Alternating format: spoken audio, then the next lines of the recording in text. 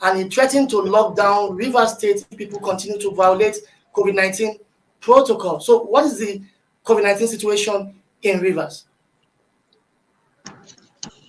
The situation here is that people believe that a lot of visitors and residents of Rivers State, the truth is that they believe that COVID-19 no longer exists. The way and manner they gather at religious places, shopping malls, markets, without observing the COVID-19 protocol, you won't believe that the thing still exists, and the number of infection in Rivers State still rises on a daily basis. As at last night, Rivers State has recorded 10,809 cases. From the figures from NCDC, yesterday alone, Rivers State recorded 44 cases. We are not talking about the deaths because most of the deaths, we don't have the figures.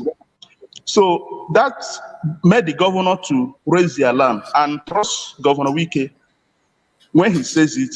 Because he cautioned religious leaders to talk to their followers. If they don't abide by the protocols of COVID-19, the governor will surely lock down entire Rivers State in few weeks, even in few days, because the people are not abiding by the protocols of the protocols, laid-down protocols to prevent the rising cases of COVID-19 in the state. Okay. Anayo, thank you so much for that, for giving us stay on this sports report on what is happening in Rivers State.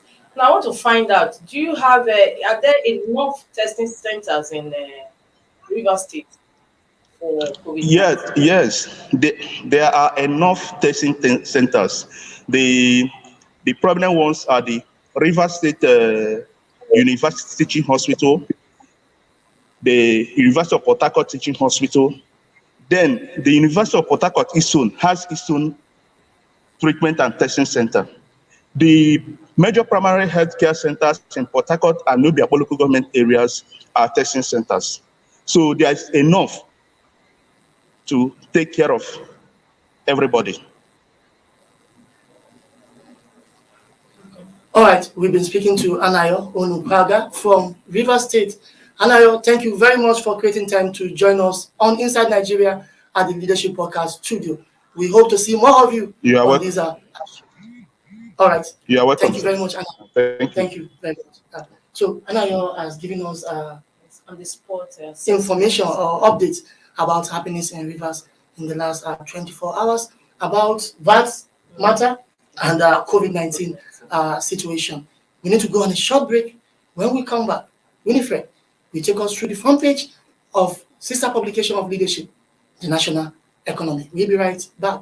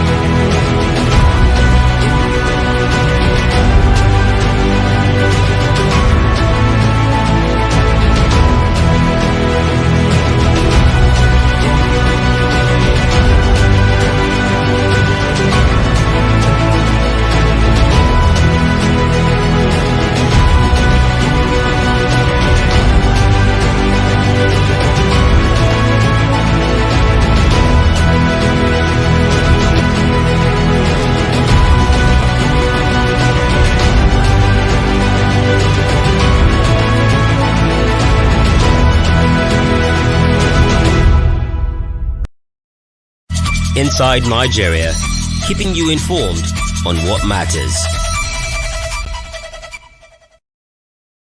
Welcome back, and it's time to go through the front page of the national economy. Winifred? Yes, the national economy. Today, Tuesday, has on its cover 20,000 Nigerian fresh graduates to get special job opportunities annually. 20,000 Nigerian fresh graduates to get special job opportunities annually as federal government opens application portal for post-NYSC National Youth Service Corps Work Placement Program. Body? Yeah. As sister publication. All right, we are still battling Economy. seeing the front page on our screens. Yes. Well, we apologize to our viewers out there. The screen will still show the front page of national economy. Well, No, this is a federal government initiative called the Nigerian Jubilee Fellows, and it is actually aimed to help graduates to get job and those who lost their job as a result of the outbreak of COVID-19. Yes. Well, can we see the front page on the screen for viewers to watch? Well, we are having some technical issues. So I think this is very, very instructive at this time. Yes, it is. But the 20,000, at least there's something to check about. If it's sustained anyway, but before that is in partnership with United Nations Development Program. Program. I think that is a good and a welcome development, considering the fact that unemployment has been, and of course, is the bane of a crisis ravaging the country, because most of our youths are unemployed. Out of job. And of people course, who also saying, lost job as a result of COVID-19. Yes, and saying that an idle mind is the devil's workshop. It's actually playing out. And the fact that they are going to be gainfully employed will go a long way in at least alleviating or ameliorating some of the crisis. And it's also important that we talk about the criteria. Yes. Yes, you must not be more than 30 years of age, and you must youth. have been out of the university not earlier than 2017, maybe the last 4 years ago. That means you are a fresh graduate to be able to benefit from this program. So 20,000. I don't know how sustainable it is, but if it is sustainable, I think it will actually reflect the economy. Yeah, it's a lifelong employment too. It's not one-off. Well, it will actually provide a lifelong learning. You will learn from the job. Yes, and probably when you are getting another job, the knowledge remains with you. I think it's an ad hoc arrangement by the government to provide or to cushion the effects of COVID-19. It is. It's a good one. It's a good one, and I'm so happy that this is coming at a time like this, that things are degenerating the country. At least there's something to cheer about and something to also engage our youth. Anything, but the fact that it has a age gap, I don't know. Well, they want fresher graduates to people who graduated in the last 4 years to actually benefit from this fellowship program. We have more a pool of graduates that have graduated. I know people that have graduated over 10 years ago, and up to now they are not still gainfully employed. But when you want to fix a problem, you start from somewhere. In fact, government cannot solve everyone's. Yes, government cannot do that. So we start from somewhere. I think for now it is commendable, and we wish it is actually sustainable. Yes, sustainable. And my fears is that I hope it's not going to be connection now again to who knows who. Get who knows. You know how it is in the country. Exactly, in Nigeria. Then I think that's also in the court of the government to do the right thing. We cannot do by saying it. We are actually calling them to action to do the right thing. I also hope too that anyway the best ones will get the job, because the bane too that of unemployment is that there are many experts have always said that again and again that most of our graduates are not employable. That's another challenge. That's another challenge. And it's also important that we also interrogate most of these challenges. There are some graduates are not employed. It is also important for us to know that some graduates are not employable because the nature of our education system actually emphasizes paper qualification instead of practical knowledge acquisition, practical knowledge education for you to be useful to yourself and the society where you found yourself. We need to go away. If you look into that, there's a whole lot that needs to be done, that needs to be reviewed. Like the curriculum, for example, the NUC needs to review this education curriculum of our universities, because most of the courses being offered are dated. They don't really speak to the economy that we are in today, Nigeria. The courses are dated. Well, I think that is also the authorities, the education so there's planners, need to policy really makers, overhaul the system, for our children conform to present day to have practical reality education, functional Yes. education. I know this is a country where we actually confuse literacy with education, Yes. not knowing that education is different from the ability to read and write. We need to move away from national economy Yes. to the next paper on our menu this morning, and that is the Punch. On the front page of the Punch, APC multiple court cases, aggrieved members their Buni panel compiles litigants list. APC multiple court cases, aggrieved members their Buni panel compiles litigants list, and the writers are saying we won't withdraw cases. Buhari party can't stop suits, according to the aggrieved members of the APC. And of course, the last rider is saying we stand by NEC decision that all court cases must be withdrawn, says the party, that is the APC. You know, apart from the PDP, the major opposition party, Yes, going APC. through some challenges, the ruling or governing party APC is also going through And of course, some challenges. but if I may chip in, somebody once said that it's just the name that changed, that APC and PDP, they are all still the same. They are still the same. Two sides of the coin. Yeah, they just change. They just change appellation. APC, PDP, they are also the same thing. And remember, it's still the same court cases that is also bedeviling PDP. Exactly. And the CJN, like yesterday, we read on this Inside Nigeria, waited, and if we even look further, we saw that they are going to be sanctioned, the 3 judges that gave ex parte orders. Yeah, I think different states. yes, in the case of PDP, I think the crisis is about who succeeds secondus. Yes, exactly. So it's a leadership crisis facing the PDP. But the APC's problem is multifaceted. Yes. Don't forget that it was in a court in Federal High Court in Delta that also said that Buni should step down. Yeah, thereby compounding their problem. Even against the backdrop that the CJN has actually warned the judges to stop giving ex parte orders in political matters. I was saying earlier, Winifred, that the APC crisis has many faces. It does. It's about who control the structure of the party at the ward level, at the local government level, is just by the at the state level, and of course at the federal level ahead of the 2023 general election. And we see what happened last weekend when they held the local government congresses. There were factions. Yes. Congresses were held in different places. So it means the APC, as we speak, is unable to rein in its members and is unable to actually solve its problem. And that's the crux of the Punch story, that the leadership of the party is saying members should withdraw their court cases against the party.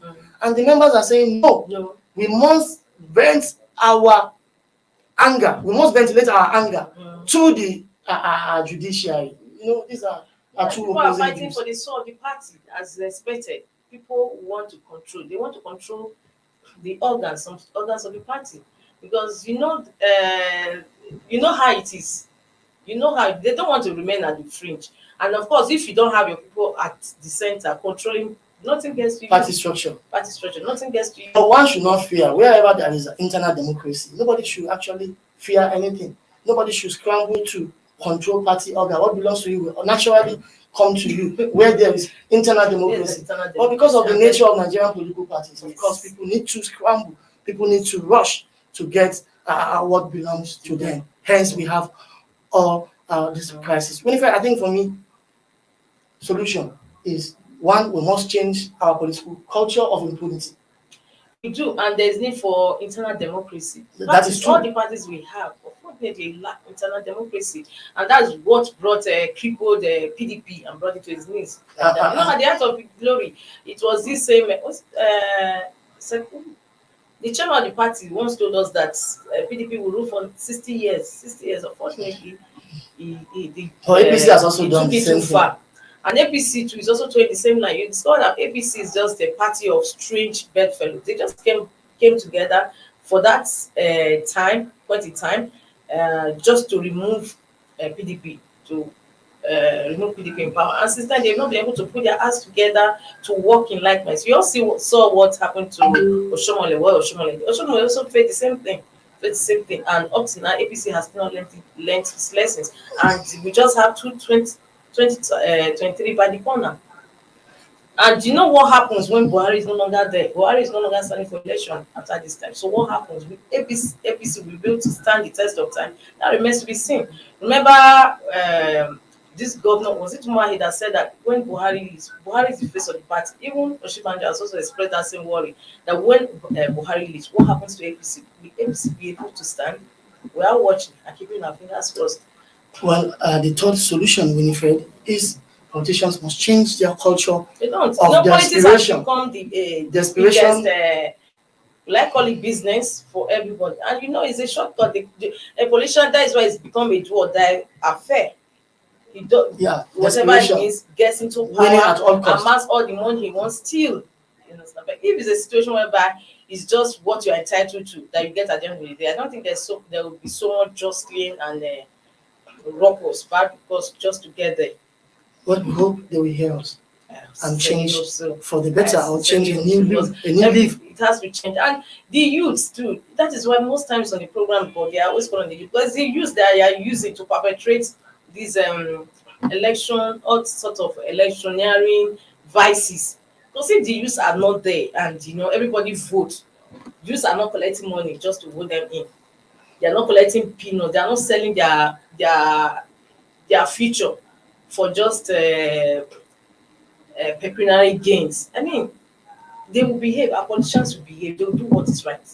All right, Winifred, we need to move away from the Punch and look at what is on the front page of our last paper for the newspaper review segment, the blueprint. The blueprint. Yes, the blueprint. On today's blueprint, we have conflicting court orders making INEC work difficult. Yakubu. Conflicting court orders making INEC work difficult. Yakubu. Pledges to work with bar bench to defend electoral process. There must be an end to this nonsense. CJN wants judges. Discard use of professors in conduct of elections. IPAC tests INEC. But they were still on these same issues of judges giving ex parte orders. And Blueprint is still on it, because yesterday we also talked about it. And Blueprint still on the matter is saying conflicting court orders making INEC work difficult. I remember we also had INEC commissioner on this program. Yeah, we started the whole thing when INEC national commissioner by Professor Okocha told us that foreign shopping by politicians is a threat to the 2023 general elections. And since afterward, a lot of newspapers have followed suit by also raising alarm to this scenario. And you see, despite the fact that the CJN has summoned the CJs of the states where these things happen, and we have continued to also witness this situation, unfortunately. And now INEC again, from its leadership, is saying, well, this situation is making the work of INEC very, very difficult. And the reasons are not far-fetched. We can see it. And but the intervention of the CJN, I must say, is a commendable one. Exactly. It's a commendable one. You understand? Somebody has to sanitize the system, put the house to order, call the judges out, because it cannot continue. You cannot just be at the whims and caprices of the politicians. When we were dissecting, and don't forget that at the end of the day, it's the country who suffers it. It's the country who suffers it. When we were dissecting the issue of APC, on the last paper, we spoke about the last solution, which is politicians must change their culture of desperation. Yes. And this also boils down to desperation. It is. When you have it at the back of your mind that you must win by hook, line, and sinker, you must win by all means. Of course, you will employ all manners of a method to actually achieve your aim. So, if on this thing is matter of our electoral leaders, politicians, I was saying that if the electoral law, I don't know what the National Assembly is doing. They didn't work on that law, that you can recall your constituent, you can recall your representative, because you can't have a situation whereby our representatives, even after going all the whole hog to win, they stay there and they represent their own interests, their own selfish interests, theirs and their own family alone, without carrying their constituents along. I mean, if it's there, you can recall a politician that is not working. You understand? You can. Exactly, but the lawmakers might suffer, so they may not want to do anything that will make them to become victims at the end of the day. So they don't have this patriotic zeal to actually approach law and making in Nigeria. They approach lawmaking with their own personal interest. Look at the issue of electronic voting. Exactly. Look at the issue of electronic transmission of election result. How they shied away from these important matters when Nigeria actually needed them most. Exactly. So those are the issues. Winifred, we need to go on a short break. Okay. When we come back, Chief OCJ Okocha, Senior Advocate of Nigeria and former President of the Nigerian Bar Association, will be joining us to discuss the VAT verdict, the legal and economic implications. We'll be back shortly. Thank you.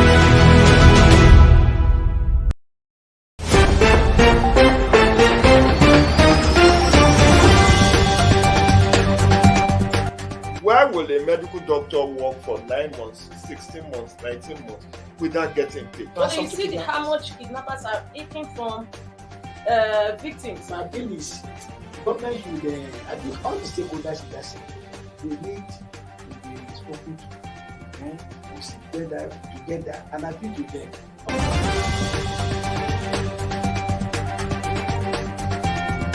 The 3% for the oil producing community is too low. So it is support that is needed. And once you get the support, your airlines will blossom. This is Nigeria. You need to give people sense of belonging.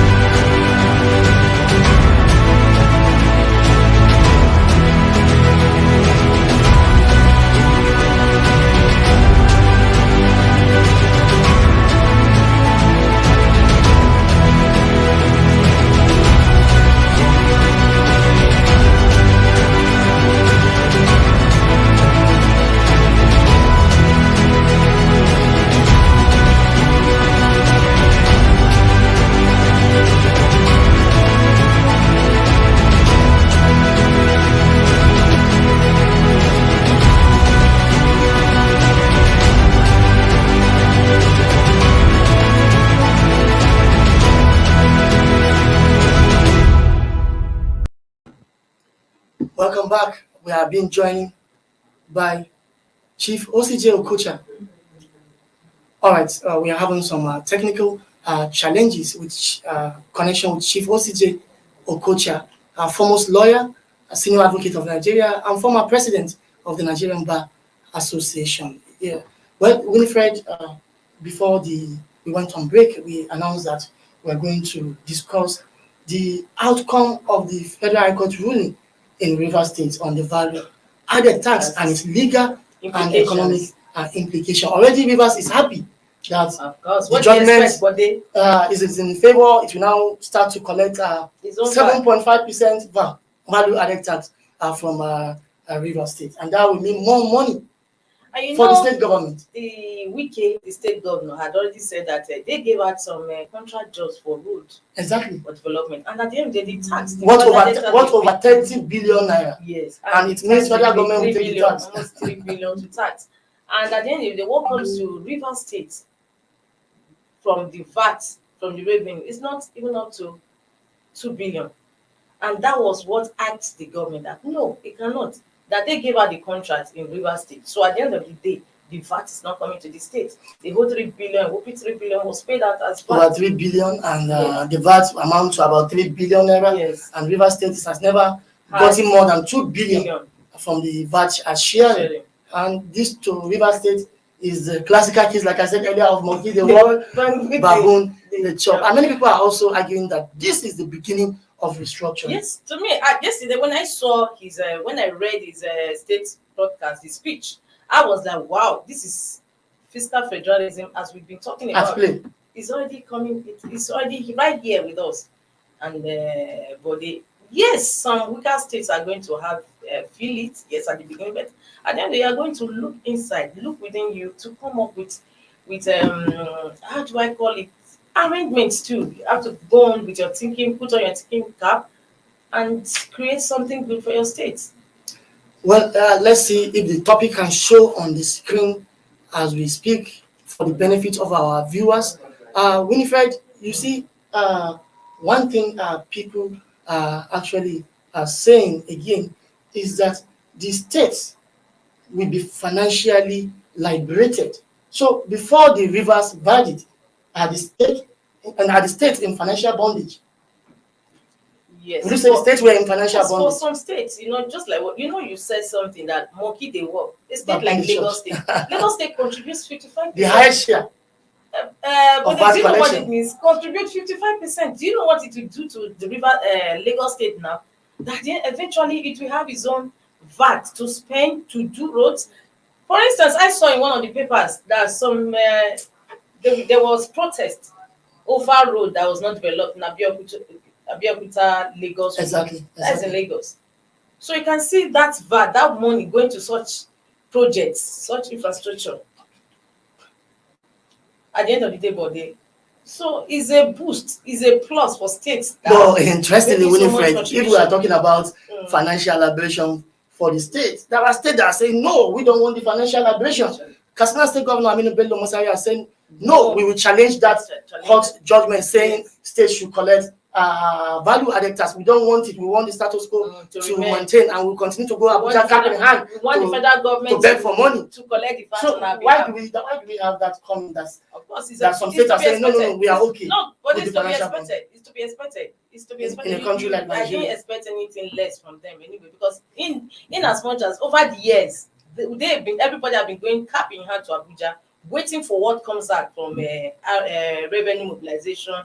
Yes, allocation, federal allocation to allocate, to share the money for every quarterly. So it has been the norm. So this time around, that they have to look inwards themselves to derive this. Of course, you don't expect them to be so happy about it. And considering that some of these states, I wouldn't want to call them weaker states, have been depending on these bigger ones to sustain them. So of course, it's not going to be a tea party for them actually. Winifred, there is another interesting issue about some states reaping where they did not sow. For example, some of the northern states are saying we cannot allow the sale of alcohol in our state. Exactly. And the VAT is collected from alcohol consumption, and from the aggregate of this collection, the money is being shared to them. And don't forget that they don't allow. They are not allowing sale of alcohol. but they are collecting VAT from alcohol for their development purposes.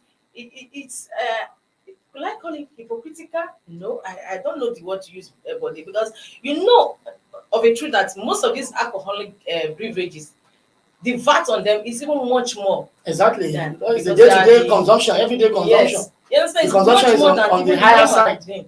So look at these southern states now, they are the ones who actually consume this alcohol. All right, Wilfred, it's like we have been joined by Chief OCJ Okocha. Okay, it's no longer on the connection. Okay, I thought he was on the connection. Yes, I don't know what's happening. Maybe the network is bad. Chief OCJ Okocha is a foremost lawyer, senior advocate of Nigeria, and the former president of the Nigerian Bar Association. So, Winifred.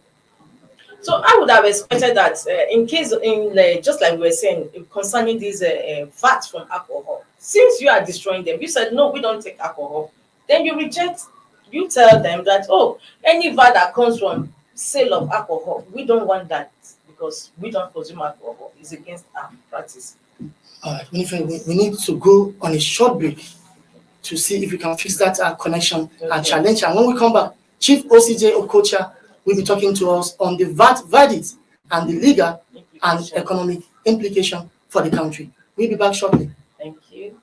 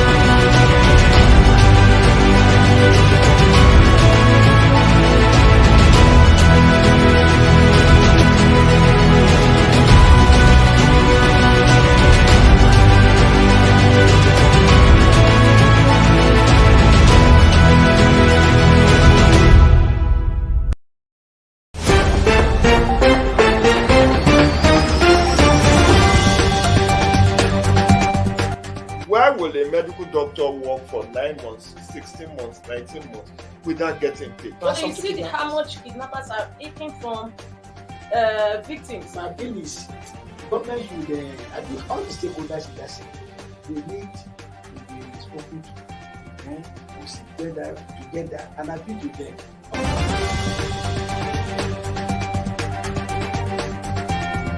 The 3% for the oil producing community is too low. So the support that is needed. And once you get the support, your airlines will blossom. This is Nigeria. You need to give people sense of belonging.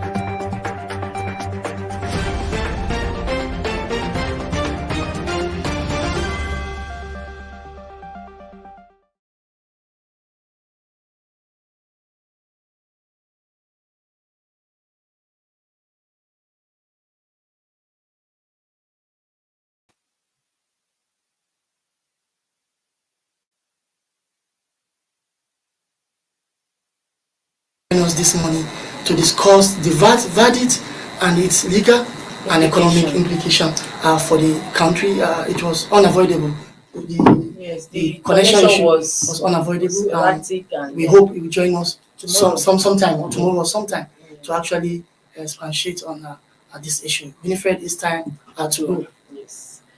Thank you so much, viewers, for staying with us on today's Inside Nigeria. It's been very, very interesting, considering the headline stories that made the rounds today in Nigeria. Thank you so much for keeping faith with us. Well, my name is Body Badibo. Bye for now. Bye.